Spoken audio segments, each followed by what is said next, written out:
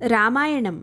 ఉదయాన్నే దశరథ మహారాజు దర్శనం కోసం సుమంత్రుడు కైకేయి అంతఃపురానికి వస్తాడు.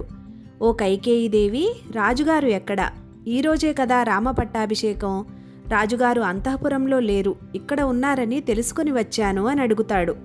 కైకేయి అంటుంది, మహారాజు ఎంతో సంతోషంగా ఉండడంతో రాత్రి ఆలస్యంగా పడుకున్నారు, అందుకే ఉదయాన్నే లేవలేకపోయారు. కానీ నువ్వు వస్తే రాముణ్ణి పిలుచుకొని రమ్మని నీతో చెప్పమన్నారు. వెళ్ళి రాముణ్ణి తీసుకురా అంటుంది. ఇది అంతా దశరథుడు అటువైపు తిరిగి వింటూనే ఉంటాడు. సుమంత్రుడు సరే అని చెప్పి రాముణ్ణి తీసుకువస్తాడు. రాముడు కైకేయి అంతఃపురానికి వచ్చి కైకేయికి నమస్కరించి అక్కడే నేల మీద పడి ఉన్న దశరథుడిని చూసి కంగారుగా, ఏమైంది నాన్న, ఎందుకిలా కింద పడుకుని ఉన్నారు? ఏదో దుఃఖంలో ఉన్నట్లు అనిపిస్తుంది. ఏం జరిగింది? అది ఏదైనా సరే నాతో చెప్పండి అంటూ కంగారుగా దశరథుడిని వేడుకుంటాడు. దశరథుడు ఏమీ మాట్లాడకుండా కన్నీళ్లతో అలా చూస్తూ ఉంటాడు. వీడినా అరణ్యానికి పంపేది, వీడా అరణ్యానికి పోయేది అని మనసులో అనుకుంటూ కుమిలిపోతూ ఉంటాడు. దశరథుడు ఏమీ మాట్లాడకుండా ఉండడంతో ఏమీ అర్థం కాని రాముడు కైకేయి దగ్గరికి వచ్చి, అమ్మా, నువ్వైనా చెప్పు, ఏం జరిగింది? ఎందుకు నాన్న అంత దుఃఖంలో ఉన్నారు? అది ఏదైనా సరే నాకు చెప్పండి అంటూ కైకేయిని వేడుకుంటాడు. అప్పుడు కైకేయి, అవును, మీ నాన్న దుఃఖంలో ఉన్న మాట వాస్తవమే. దానికి కారణం నువ్వే. నీ వల్లే ఆయన దుఃఖపడుతూ ఉన్నారు అంటుంది. రాముడు ఒక్క క్షణం నిర్ఘాంతపోతాడు.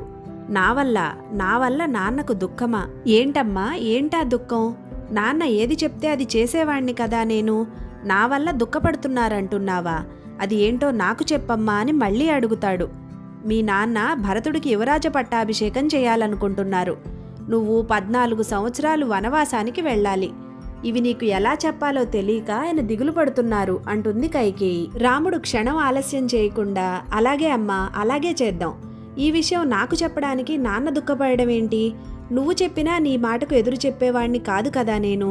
మీ ఇద్దరూ నాకు సమానులే కదా, అలాగే చేద్దాం అంటాడు. దశరథుడు మాట మాట్లాడకుండా మౌనంగా వింటూ ఏడుస్తూ ఉంటాడు. రాముడు తన గురించి ఏమనుకుంటాడో, ఇంత కఠినుడా తన తండ్రి అనుకుంటాడేమో అనుకుంటూ కుళ్ళి కుళ్ళి ఏడుస్తూ ఉంటాడు.